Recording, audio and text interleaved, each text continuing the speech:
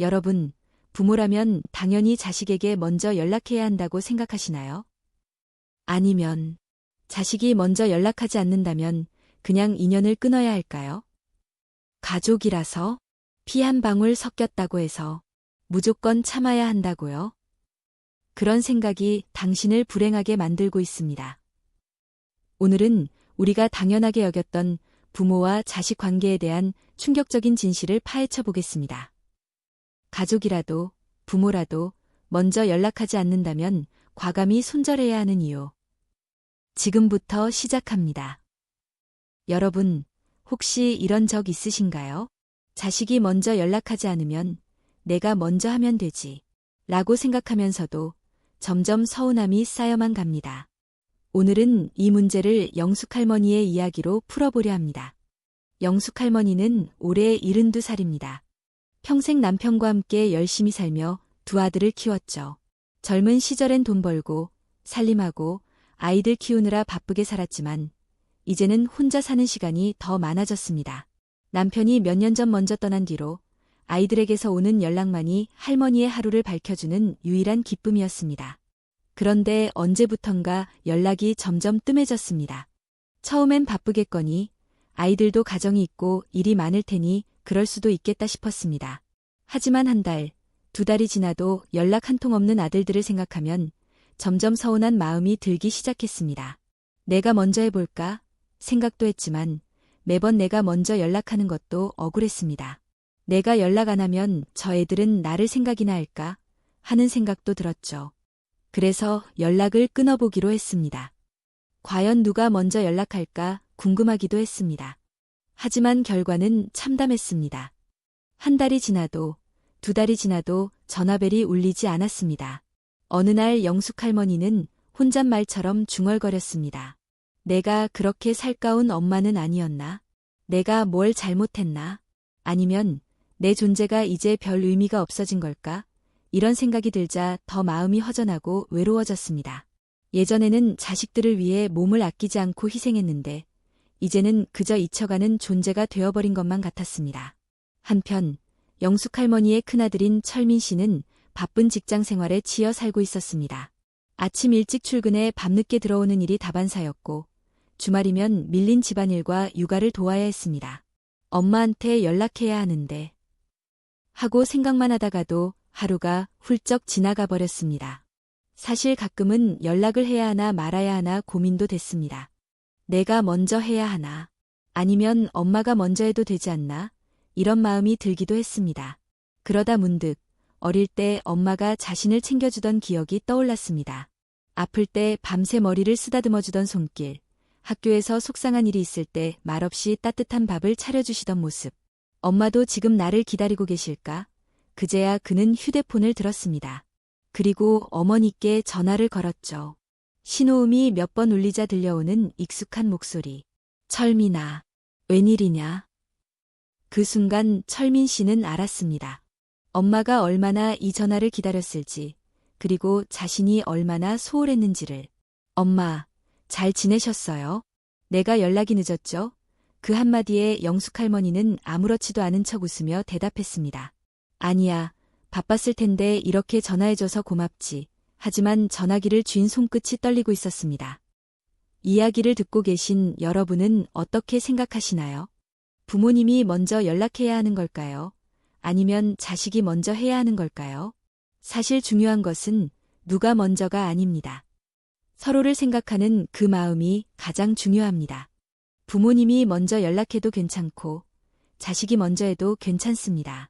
중요한 건 서로의 마음을 표현하는 것입니다.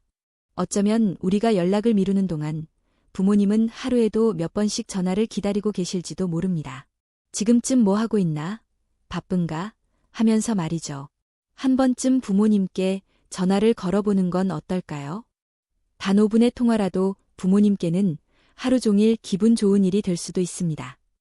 여러분, 이런 경험 있으신가요?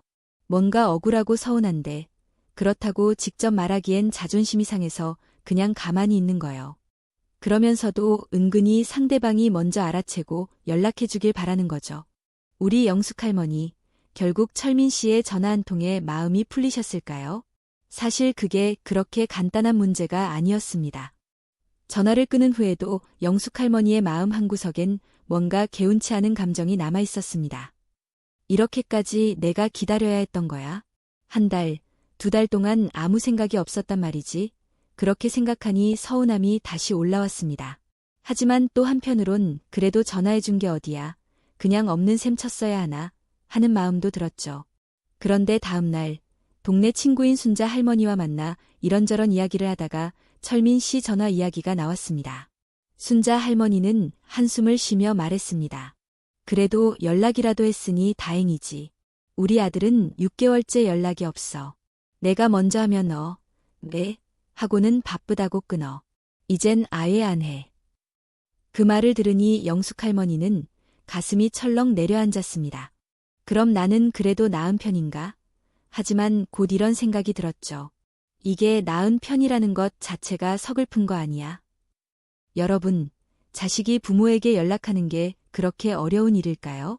한 통의 전화가 그렇게 힘든 걸까요? 세상에 그렇게 바쁜 일이 많을까요? 한편 철민 씨는 전화를 끊고 나서야 깨달았습니다. 엄마가 괜찮다고 말했지만 목소리에서 어딘가 씁쓸함이 묻어나왔다는 거요. 그래서 다음 날 오랜만에 엄마 댁을 찾아가기로 했습니다. 집에 들어서자마자 보인 건 한쪽에 가지런히 놓인 옛날 앨범이었습니다. 어린 시절 가족 사진들이 빛바랜 모습으로 남아 있었습니다. 엄마는 나를 매일 생각하고 계셨구나. 그제야 철민 씨는 확실히 깨달았습니다. 연락해야지라고 생각만 하고 미루는 동안 엄마는 하루에도 몇 번씩 휴대폰을 쳐다보며 기다렸다는 걸. 그리고 깨달았습니다. 부모님께 연락하는 건 의무가 아니라 마음이라는 거요. 여러분도 혹시 그런 분 계신가요? 다음에 해 여러분, 혹시 이런 경험 있으신가요? 분명 가족인데, 너무 가까운 사이인데, 오히려 서운한 마음이 쌓여만 가는 거요. 그렇다고 대놓고 말하자니 괜히 자존심이 상하고, 그저 속으로 삭히면서, 그래, 뭐 바빠서 그렇겠지 하고 넘기는 거죠. 숙자 할머니는 요즘 부쩍 혼자 있는 시간이 많아졌습니다. 옆집 순자 할머니는 손주 돌보느라 바쁘고 친구들은 하나둘 거동이 불편해져서 잘 만나지도 못합니다. 그래도 괜찮다 생각했습니다.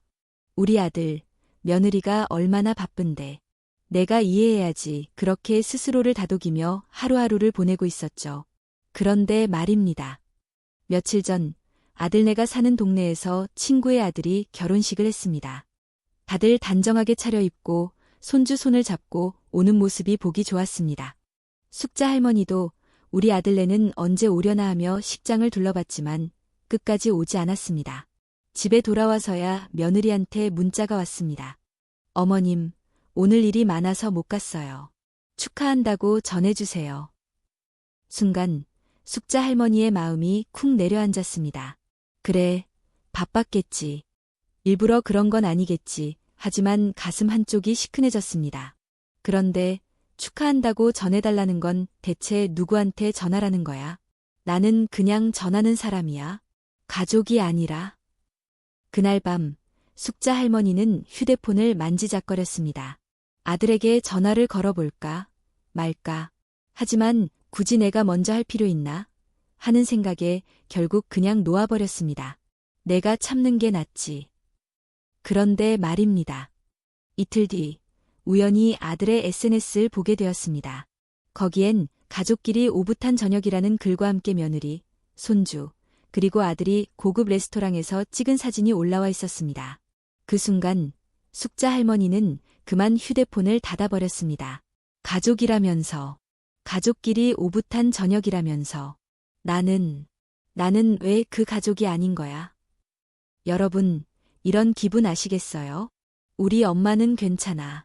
우리 아빠는 이해해 줄 거야. 그렇게 당연하게 생각하면서 정작 가장 외로워하는 사람을 외면한 적 없으신가요? 숙자 할머니는 아들에게 직접 말하지 않았습니다. 하지만 그날 밤 뒤척이다가 눈물이 났습니다. 그냥 모른 척해야지 하면서도 가슴이 너무 시려서요. 며칠 뒤 동네 시장에 나간 숙자 할머니는 우연히 오래된 친구를 만났습니다. 오랜만에 반가운 얼굴을 보니 마음이 조금 풀리는 듯했지만 친구가 던진 한마디에 숙자 할머니는 또 한 번 가슴이 철렁 내려앉았습니다. 요즘 애들은 참 바빠. 우리 애도 연락이 뜸해. 지난달에 생일이었는데 그냥 문자 한 통 보내고 끝이더라. 순간 숙자 할머니는 속으로 생각했습니다. 그래도 문자라도 받았네. 나는 그마저도 없었는데. 하지만 입 밖으로는 아무 말도 하지 않았습니다. 친구와 웃으며 이야기를 나누다가도 마음 한구석이 시려왔습니다. 집으로 돌아오는 길, 숙자 할머니는 문득 예전 생각이 났습니다. 아들이 어릴 때 비가 오나 눈이 오나 학교 앞에서 기다리던 기억. 시험이 끝날 때면 따뜻한 국을 끓여놓고 기다리던 기억. 명절 때마다 맛있는 음식 만들어 두고 온 가족이 둘러앉아 웃던 기억. 그땐 내가 전부였는데 이제는 내 자리가 없는 것 같네. 여러분, 부모님이 아무렇지 않은 척한다고 해서 정말 괜찮은 걸까요? 엄마, 바빠서 연락 못했어. 아빠, 요즘 회사 일이 많아서 그렇게 핑계를 대면서 혹시 가장 소중한 사람을 놓치고 있는 건 아닐까요? 그날 밤, 숙자 할머니는 다시 휴대폰을 들었습니다. 그리고 아들에게 문자를 보냈습니다. 잘 지내니? 기다려도 답장이 없었습니다. 몇 시간이 지나도, 하루가 지나도요. 혹시라도 지금 머릿속에 떠오르는 사람이 있다면 지금 연락하세요. 부모님은 언제나 괜찮다고 하시지만 사실은 기다리고 계실지도 모릅니다. 지금이라도 늦지 않았습니다. 엄마, 뭐해? 아빠, 저녁 드셨어요? 이 한마디면 충분합니다. 지금 전화 한 통 걸어볼까요? 해야지 하면서 미루고 계신 분들, 어쩌면 그 다음이 너무 늦어질 수도 있습니다. 지금이라도 부모님께 전화 한 통 걸어보세요. 엄마, 잘 지내? 이 짧은 한마디가 누군가에겐 하루를 환하게 밝혀줄지도 모릅니다. 지금 전화 한 통 걸어볼까요? 그날 밤, 숙자 할머니는 휴대폰을 내려놓고 한숨을 내쉬었습니다. 기다려도 오지 않는 답장. 혹시나 전화가 울릴까 싶어 몇 번이고 화면을 확인했지만 아들의 이름은 뜨지 않았습니다. 바쁘겠지. 그럴 수도 있지. 마음을 다잡으려 했지만 애써 삼킨 서운함이 자꾸만 되살아났습니다. 혹시라도 전화를 못 받았을까 싶어 몇 시간 후 다시 한번 문자를 보냈습니다. 잘 지내니? 보고 싶다. 하지만 이번에도 답은 없었습니다. 며칠 후 숙자 할머니는 동네 공원에 나갔습니다. 햇살이 따스하게 내리쬐고 벤치에는 나이 지긋한 어르신들이 삼삼오오 모여 이야기를 나누고 있었습니다. 한쪽에서는 젊은 엄마들이 아이와 함께 뛰어놀고 있었습니다. 나도 저럴 때가 있었는데.